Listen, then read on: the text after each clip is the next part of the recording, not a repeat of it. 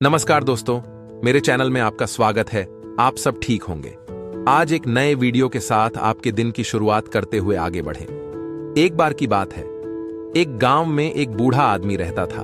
वह बूढ़ा आदमी अपने बेटे से बहुत परेशान था क्योंकि उसका बेटा बहुत ही नालायक था, कामचोर था। वह कोई काम नहीं करता था और बस गांव में इधर से उधर घूमा करता था। तो एक दिन उस बूढ़े आदमी ने अपने बेटे को सबक सिखाने का सोचा। उसने अपने बेटे को अपने पास बुलाया और उससे कहा कि बेटा, घर के अंदर अलमारी में एक घड़ी रखी हुई है, तुम उसे निकाल कर लाओ। लड़का घर के अंदर गया और उस घड़ी को बाहर निकाल कर लाया।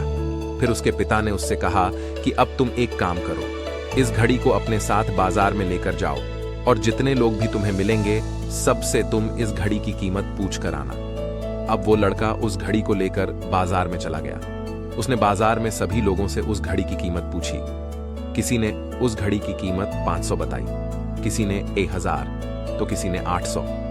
सभी लोगों ने उस लड़के को उस घड़ी की कीमत अलग अलग बताई और कई लोगों ने एक जैसी। वह लड़का अपने पिता के पास वापस आया और उसने उनसे कहा कि पिताजी, सभी लोगों ने इस घड़ी की कीमत अपने हिसाब से बताई। किसी ने 500, किसी ने 1000, तो किसी ने 800।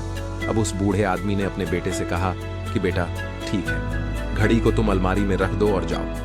अब अगले दिन फिर से उस बूढ़े आदमी ने अपने बेटे को अपने पास बुलाया और उसे फिर से अलमारी से घड़ी लाने को कहा। लड़का फिर जाता है और अलमारी से घड़ी निकाल कर लाता है और अब उस बूढ़े आदमी ने अपने बेटे से कहा कि बेटा जाओ और आज तुम इस घड़ी के अंदर जो समय चल रहा है उसकी कीमत पूछ कर आओ। लड़के को समझ नहीं आ रहा था कि उसके पिताजी उससे क्या करवाना चाह रहे हैं। वह दुखी मन से फिर से घड़ी को लेकर बाजार में चला जाता है और सभी लोगों से उस घड़ी के अंदर जो समय चल रहा था उसकी कीमत पूछता है। लोगों को लगता है कि इस लड़के की मानसिक स्थिति ठीक नहीं है। कल ये घड़ी की कीमत पूछने आया था और आज समय की बहुत से लोगों ने उसे भगा दिया और कुछ लोग उस पर हंसने लगे।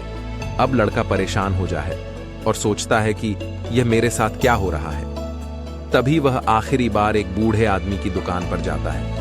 वह बूढ़ा आदमी बहुत व्यस्त था। वह लड़के का सवाल सुनते ही समझ गया कि लड़का उससे क्या पूछना चाह रहा है। उस बूढ़े आदमी ने अपना कुछ समय निकालकर लड़के से कहा, बेटा, यह जो समय है ना जिसकी तुम कीमत पूछ रहे हो, इसकी कोई कीमत नहीं लगा सकता है। तुम करोड़ों रुपए देकर भी अपनी जिंदगी का 1 सेकंड वापस नहीं ला सकते हो। इसीलिए इस टाइम का सही उपयोग करो। टाइम की एक अच्छी बात है और एक बुरी बात है।